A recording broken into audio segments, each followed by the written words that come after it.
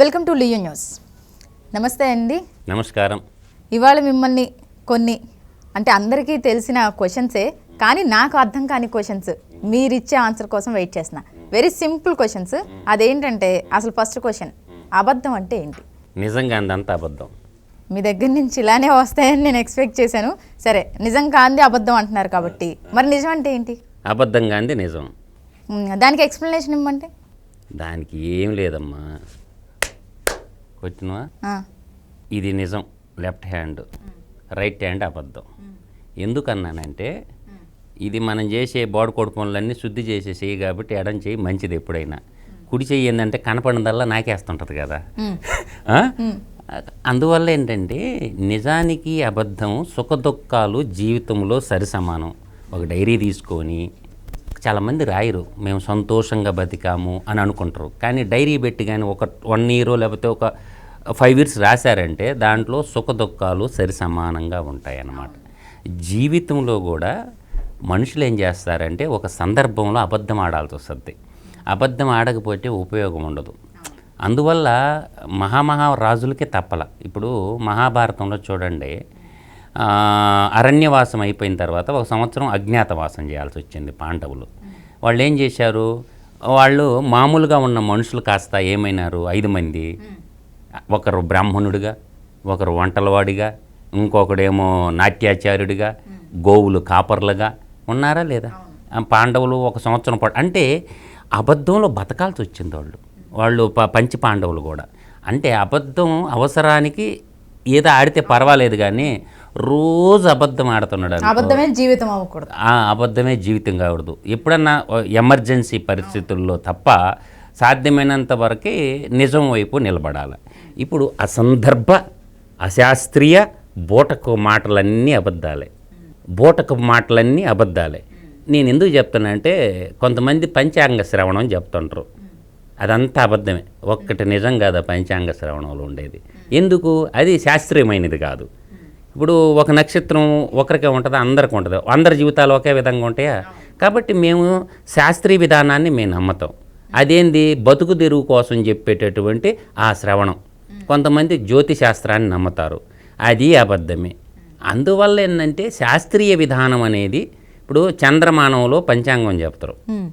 Copernicus పుట్టిన తర్వాత మనకేమైంది? సూర్యకేంద్ర సిద్ధాంతం వచ్చింది.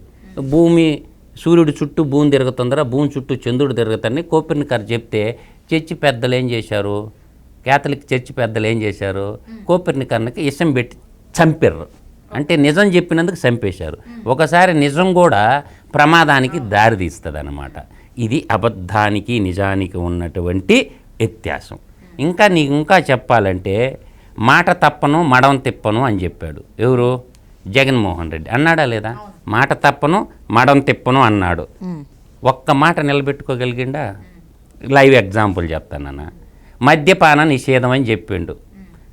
జగన్మోహన్ రెడ్డి ఏమన్నాడు? మద్యపాన నిషేధం చెప్పి నేను ఓటు అడుగుతానన్నాడు. ఇప్పుడు 2019 ఎలక్షన్ ముందు. అంటే ఆడవాళ్ళందరూ నమ్మారు, అబ్బా జగన్మోహన్ రెడ్డి ఈరుడు, సూర్యుడు, చంద్రుడు, ధీరుడు అని అన్నారు.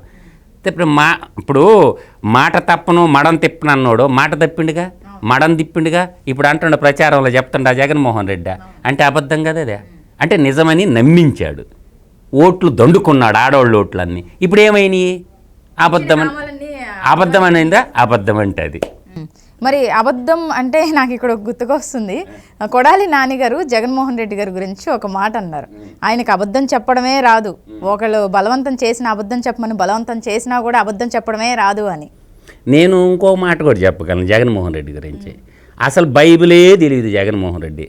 లేస్తే దేవుడు బిడ్డ అని ప్రసంగాల్లో చెప్తాడు, కానీ బైబిల్లో ఒక పేజీ కూడా రాదు. జగన్మోహన్ రెడ్డి ఎప్పుడు బైబిల్ చదవాలా? భారతీయ మేడం చదివితే చదివి ఉండొచ్చు, విజయమ్మ గారు చదివితే చదివి ఉండొచ్చు, శర్మిలా గారు చదివితే చదివిస్తుంది, కానీ ఏ రోజు ఒక్క పేజీ కూడా బైబిల్ చదవాలా. ఇది నిజం. కానీ నేను దేవుడు బిడ్డనని చేస్తాడు, అది అబద్ధం. నెక్స్ట్ క్వశ్చన్ ఏంటి అంటే మోసం అంటే ఏంటి? మోసం అంటే ఏం లేదమ్మా, ఒక అబద్ధాన్ని నిజమని నమ్మించడమే మోసం అంటారు. సింపుల్గా సింగిల్ లైన్లో చెప్పా. అబద్ధాన్ని నిజమని నమ్మించడమే మోసం అని నేను అంట. ఇప్పుడు నేనేం చెప్తాడంటే సార్ దీనికి ఎక్స్ప్లెనేషన్ కూడా కావాలా, దీనికి జగన్మోహన్ రెడ్డి నుంచే తీసుకుందాం. ఎందుకంటే రాష్ట్ర ముఖ్యమంత్రి స్థానంలో ఆపద్ధర్మ ముఖ్యమంత్రిగా ఉన్నాడు కదా, అడ్డగోలుగా అప్పులు చేసిండా లేదా? అడ్డగోలుగా అప్పులు చేసి నవరంధ్రాల పథకాలు పెట్టి జనాలకు కొంత ఇచ్చేసి ఈయన దోసింది ఎంతో చెప్పడు. సరే, నేననేది ఏంటంటే మోసం అనేదానికి ఏం చెప్పాలి జగన్మోహన్ రెడ్డి తన ప్రసంగాల్లో? రాష్ట్ర ప్రజలందరూ పన్నుల రూపంలో రాష్ట్ర పన్నుల వాటా, కేంద్ర పన్నుల వాటా, రాష్ట్ర సంఘటిత నిధికి ఇంత వచ్చినాయి, నేను ఇంత జీతాలకు ఇచ్చాను, ఇంత పింఛన్లకు ఇచ్చాను, మిగిలిన సొమ్ము మీకు కొంత బిచ్చం వేసినాను, అది చెప్తుండే ఎక్కడన్నా ప్రచారాల్లో చెప్పటం లేదుగా. ఇది మోసమేగా. ఏ ఆస్తులు తాకట్టు పెట్టి ఎక్కడెక్కడి నుంచి ఎంత అప్పులు తెచ్చినో అది చెప్పాలిగా. ప్రజల్లో జగన్మోహన్ రెడ్డి సిద్ధం సభలతో మొదలు పెడితే నేటి బస్సు యాత్ర వరకు ఎక్కడన్నా రాష్ట్రానికి ఉన్న అప్పుల గురించి కానీ, రాష్ట్రంలో ఉన్నటువంటి ఏ ఆస్తులు తాకట్టు పెట్టింది కానీ, రాష్ట్ర ప్రజలకు ఇచ్చిందే చెప్తుండే కానీ అతను ఎక్కడ ఎవరిని అంటే తాగుబోతులను కూడా తాకట్టు పెట్టి అప్పు తెచ్చినటువంటి ఘన చరిత్ర గల ముఖ్యమంత్రి కదా. తాగుబోతులు తాకట్టు పెట్టి 25 ఏళ్లకు అప్పు తెచ్చినటువంటి గనుడు కదా. కాబట్టి ఇది మోసమే కదమ్మా. మద్యపాన నిషేధం అని చెప్పినటువంటి వ్యక్తి ఎన్ని అప్పులు తెచ్చిండో చెప్పడు, ఏ ఆస్తులు తాకట్టు పెట్టిండో చెప్పడు, వచ్చిన డబ్బులన్నీ ఎవరెవరికి ఎంత ఇచ్చినానని చెప్పడు, ఎంత కాడికి ఏం చెప్తాడు, డీబీటీ ద్వారా నేను డైరెక్ట్గా డబ్బులు ఇచ్చినానని చెప్తాడు. కానీ ఆ డబ్బులన్నీ ప్రజలే కదా.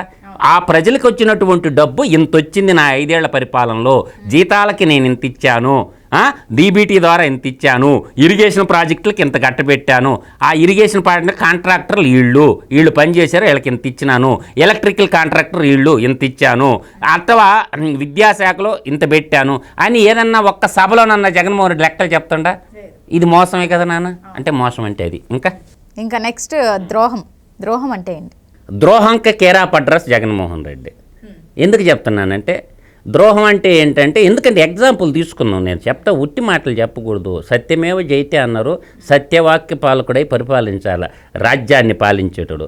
ఇప్పుడు జగన్మోహన్ రెడ్డి జైల్లో ఉన్నప్పుడు యువజన శ్రామిక రైతు పార్టీని కాపాడటానికి షర్మిలా గారు పిల్లల్ని అందరిని వదిలేసి రోడ్ల మీద తిరిగిందా లేదా అమ్మాయి?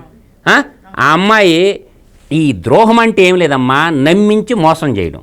ద్రోహం అంటే నమ్మక ద్రోహం, నమ్మినోళ్ళ మోసం చేసేదాన్ని ద్రోహం అంటారు. సింపుల్గా లైన్ చెప్పేసిన ఆన్సర్ అయితే అది. నమ్మినోళ్ళని, మనకు సాయం చేసిన వాళ్ళని మోసం చేయటమే ద్రోహం అనమాట.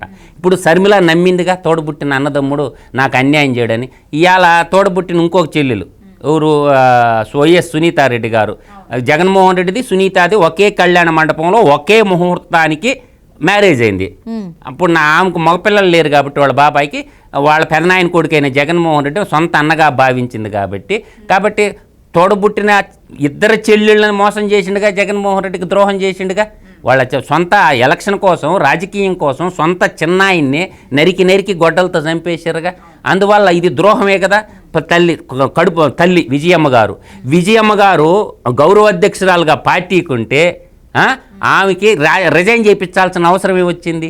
ఒంగోలులో సభ పెట్టిన రోజు కన్నమ్మిళ్ళు నీళ్లు పెట్టుకుంటే రిజైన్ చేసింది పదవికి. అంటే కన్న తల్లికి కూడా ద్రోహం చేసిండు కదా.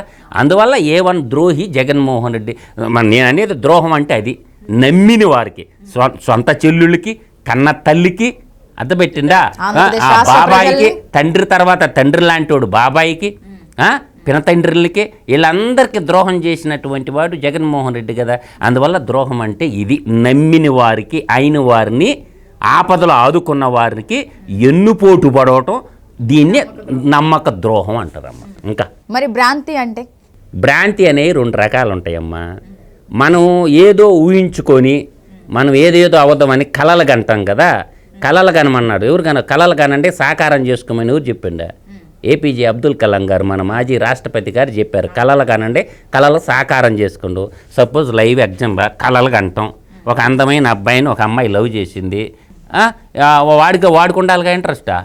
సరే ఒక అందమైన అబ్బాయి ఒక బ్లాక్ డాగ్ లాంటి లవ్ చేసిండు, ఆ అమ్మాయికి ఉండాలిగా. ఇది కలలు గంటం. ఆ అమ్మాయి నా భార్య అయితే బాగుండు, నా లవర్ అయితే బాగుండు, హీరోయిన్ నా వైఫ్ అయితే బాగుండు, ఒక అందమైన బిల్డింగ్ మన దోలో పోతుంటే అవుపడద్ది, ఈ బిల్డింగ్ నా సొంతం అయితే బాగుండు. ఇదంతా భ్రాంతి కింద వస్తుంది అన్నమాట. తర్వాత ఇంకో భ్రాంతి ఉంటుంది. రెండో రకం భ్రాంతి ఏంటంటే ఉన్నది లేనట్టు లేనిది ఉన్నట్టు. ఇది ఒక భ్రాంతి అన్నమాట. ఈ భ్రాంతి ఎట్టంటే మీకు ఇంద్రజాలం మహేంద్రజాలం చూసారా? ఒక రూపాయల కాయిన్ ఇలా ఉంటుంది, దాన్ని మన కళ్ళ ముందు చూపిస్తాడు, మళ్ళీ ఇటు మూస్తాడు, దాన్ని ఏం చేస్తారు, మళ్ళీ తీస్తావు ఉండదు. అది మ్యాజిక్ కాదు, అది హస్తలాఘవము, చేతిలో ఉండి చేసేదాన్ని హస్తలాఘవము అంటారు. ఇది ఒక విద్య, మన పురాణ ఇతిహాసాలు. ఇది నేర్చుకోవాలంటే ఇప్పుడు నేత్రభ్రాంతి, హస్తలాఘవం ఇవన్నీ చేయాలంటే మనకు హైదరాబాదులో ఒక 100 రోజులు మనం కానీ ఒక 2 సంవత్సరాల కోర్సు కూడా ఉంటుంది అన్నమాట. నేర్పిస్తారన్నమాట. ఇంద్రజాలం మహేంద్రజాలం నేర్పిస్తారు.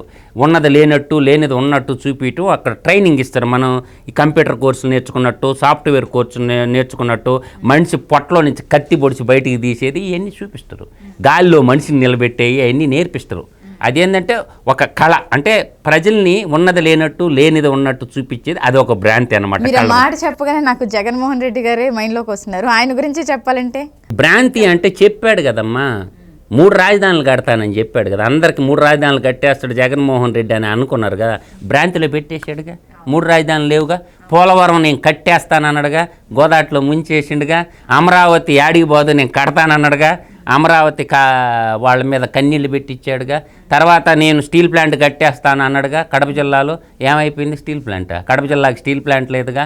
ప్రైవేటీకరణ కాకుండా నేను ఆపేస్తాను వైజాగ్ స్టీల్ ప్లాంట్ అన్నాడుగా.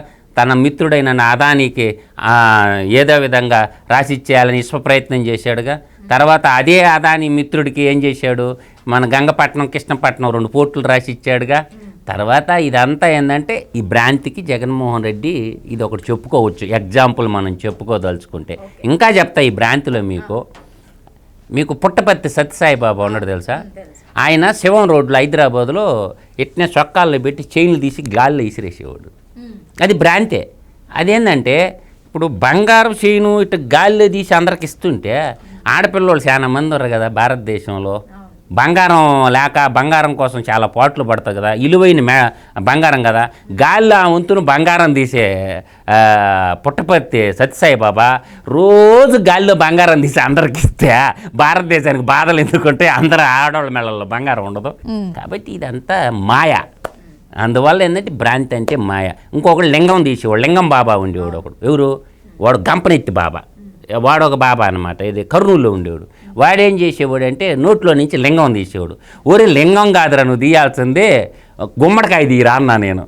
ఏమన్నాడు? లింగం ఏంది, నేనేం తీస్తాను, నువ్వేం తీస్తావు, అదేం పెద్ద సమస్య. ముందు నీళ్ళు తాగుతాడు, కర్చీప్ ఉంటుంది పక్కన. ఆ కర్చీప్లో ఆ చిన్న స్టోన్ ఆడ పెట్టుకుంటాడు, లింగం రూపంలో ఉండేది స్టోన్ ఆడ పెట్టుకుంటాడు. ముందు మంచినీళ్ళు తాగుతాడు, ఆ మంచినీళ్ళు దుడుచుకున్నట్టు వచ్చి నోట్లో పెట్టుకుంటాడు నాలుగు కింద. అప్పుడు ఇట్ట వాక్ అంటాడు, చేతిలోకి వచ్చి పడద్దు అనమాట. చూడు లింగం తీయగలిగినోడు గుమ్మడికాయ తీయటానికి తీయచ్చుగా. ఇది అనమాట భ్రాంతి అంటే. ఇంకా అమ్మా నెక్స్ట్ అదృష్టం అంటే ఏంటి? చాలా పెద్ద క్వశ్చన్ అడుగును. అదృష్టం అంటే చెప్పనా, జగన్మోహన్ రెడ్డిని మించిన అదృష్టవంతుడు ఇంకొకరు లేడు. దీనికి ఎగ్జాంపుల్ చేస్తా. 38 కేసులు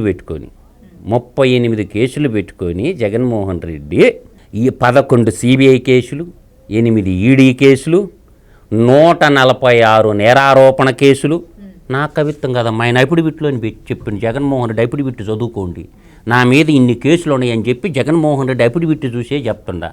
దీనికి ఒక పెద్ద ఆయన మాజీ సిబిఐ డైరెక్టరు నాగేశ్వరరావు గారని ఎక్స్పోస్ట్లో ఉంటుంది చూసుకోండి. మాజీ సిఐడి డైరెక్టర్ వై నాగేశ్వరరావు అని కొట్టండి, తన ఎక్స్పోస్ట్లో పెట్టాడు. దురదృష్టవంతుడు దావుద్ ఇబ్రహీం గాడు 2-3 కేసులకే వాడు పాకిస్తాన్ పారిపోయిండు. వాడు కానీ మహారాష్ట్రలో కానీ ఉండుంటే, జైల్లో ఉండుంటే ఏదో ఒక రోజు మహారాష్ట్రానికి ముఖ్యమంత్రి అయ్యేవాడు. వాడు పనికిమాలినోడు. జగన్మోహన్ రెడ్డి మీద 38 కేసులు ఉంటే, 146 నేరారోపణల కేసులుంటే ఇవాళ రాష్ట్రానికి ముఖ్యమంత్రి అయ్యిండు. కాబట్టి జగన్మోహన్ రెడ్డి అదృష్టవంతుడు, దావుద్ ఇబ్రహీం దురదృష్టవంతుడు. వాడు కానీ మహారాష్ట్రలో ఉంటే ఏదో ఒక రోజు ముఖ్యమంత్రి అయిపోయేవాడని తన పోస్టులో పెట్టుకున్నాడు. ఇది అదృష్టం అంటేనమాట. అందువల్ల ఏంటంటే అదృష్టం దురదృష్టం ఇవన్నీ ఏంటంటే ఇలా చెప్పుకుంటూ పోతూ ఉంటే బోల్డ్ ఎగ్జాంపుల్ దొరుకుతాయమ్మా. నేను అనేది ఏంటంటే అదనమాట. దురదృష్టవంతుడు దావుదీ ఇబ్రహీము, అదృష్టవంతుడు జగన్మోహన్ రెడ్డి. సీఎం కాదులే, రాష్ట్ర పరిపాలన 5 ఏళ్ళు ప్రజాస్వామ్యం కదా, జగన్మోహన్ రెడ్డి అయింది అనమాట. ప్రజలు ఇవన్నీ తెలుసుకోవాలి, మంచి చెడులు తెలుసుకుంటేనే మనసు ప్రశాంతంగా ఉంటుంది, హ్యాపీగా ఉంటుంది. అందువల్ల ఏంటంటే సత్యమేవ జయతే, ధర్మో రక్షిత రక్షిత, లోకా సమస్త సుఖినో భవంతు. జై హింద్.